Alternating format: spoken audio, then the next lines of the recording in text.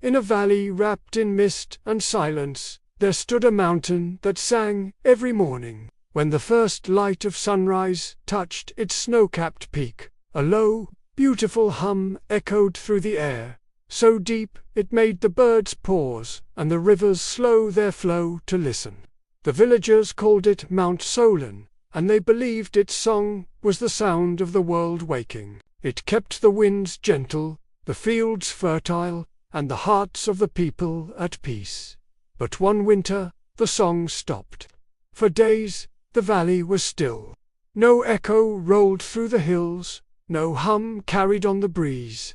The snow thickened, the sun grew weak, and even time seemed to stumble without rhythm. The mountain has fallen silent, the elders whispered. Something has broken its heart. Only one person dared to find out why. A young shepherd named Aven had grown up on the mountain's slopes, guiding his goats and playing his little wooden flute to match the mountain's morning tune. Without the song, the air felt wrong, like breathing without music. So one dawn, he packed food, his flute, and his courage, and began to climb. The journey was harder than ever before.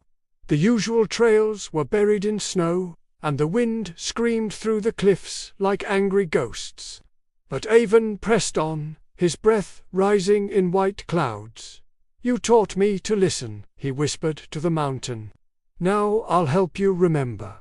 At last, he reached a cave near the summit, where the air shimmered faintly with light. Inside, the walls glittered with crystal veins, each one dull and cracked.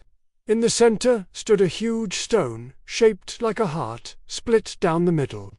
When Aven stepped closer, a deep voice filled the cave. "Why do you disturb my silence?" He swallowed hard.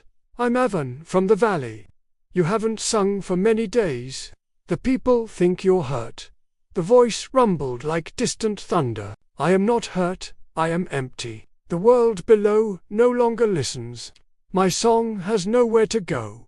Aven hesitated, then lifted his flute. "Then let me play for you." The mountain chuckled, a sound that shook tiny flakes from the ceiling. "What could a small tune from a small heart teach me?" "You'll never know if you don't listen," said Aven. He raised the flute and began to play. The melody was soft at first, almost shy a shepherd's tune, made of wind and hope and memory. It filled the cold air with warmth. He played for his goats, for the people who waited below, for the mountain that had once sung him to sleep. When the last note faded, the silence felt different, not empty, but full of something quiet and alive. The voice spoke again, lower now. "Your song is small, but it carries truth. Play once more, and I will join you." Aven smiled. He began again, this time with confidence. The mountain's deep hum rose beneath his notes, blending with them. The walls glowed, the crystals shone, and the crack in the heartstone sealed with golden light. The song grew stronger, rolling out of the cave, across the cliffs, down into the valley. Snow shook from the peaks, like feathers from a bird's wings. Below, the villagers looked up in awe as the old, familiar music filled the sky, once more louder, richer, and full of life. When the final note faded into morning, the mountain spoke. "You reminded me why I sing, to be heard, yes, but also to listen in return." Aven bowed. "And I'll keep playing, so you'll never be alone again." He descended the mountain, the sunlight warm on his face. The valley glowed golden as the people listened to the song of their world reborn. From that day forward, every dawn began with two voices, one vast and ancient, one young and human, singing together to greet the sun.